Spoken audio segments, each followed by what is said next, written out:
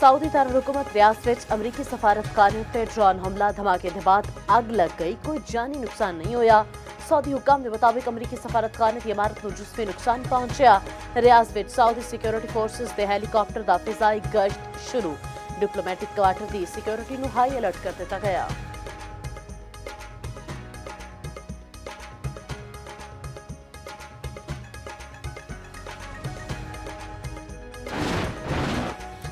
Trump ने Iran उत्ते वड्डे हमलिਆਂ ਦਾ ऐलान कर दिता। अमरीकी सदर डोनाल्ड ट्रंप ने आख्या रियाज विच अमरीकी सफारतखाने उत्ते हमले ਦਾ रद्द-ए-अमल छेती दिखाई देवेगा।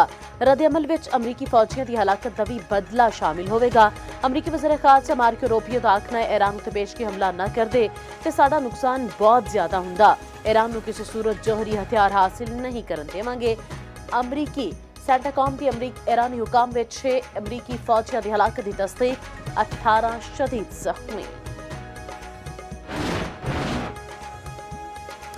इसराइल के नवे हमले तेहरान में ईरानी टीवी हैडक्वार्टर्स उत्ते कार्रवाई का दावा। सरकारी नशरियाती हैडक्वार्टर के नेड़े 2 धमाके सुने गए। गैर मुल्की मीडिया के मुताबिक ईरानी फौजी क्वार्टर से ओल्ड पार्लीमेंट उत्ते भी हमले किए गए।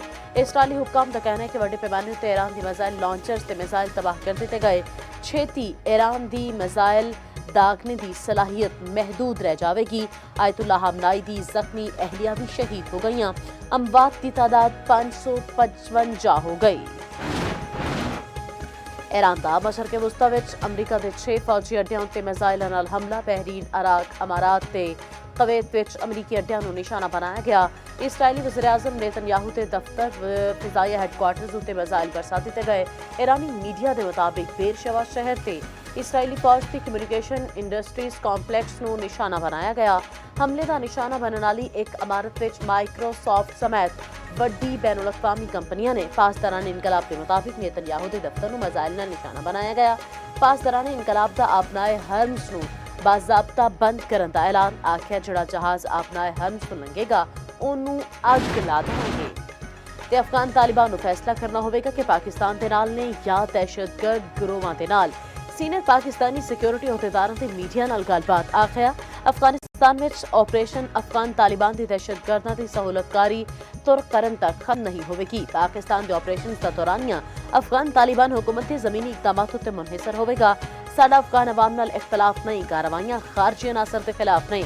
ईरान के हवाले नाल पाकिस्तान मतवाजन पॉलिसी उत्ते अमल पैरा है। यह तासुर है कि पाकिस्तान अगला हदफ हो सकता है। बेबुनियाद के हकायक के मनाफी है। पाकिस्तान ने ईरान में पेश आने वाले अफसोसनाक वाकयात उत्ते तशवीश का इजहार किया है।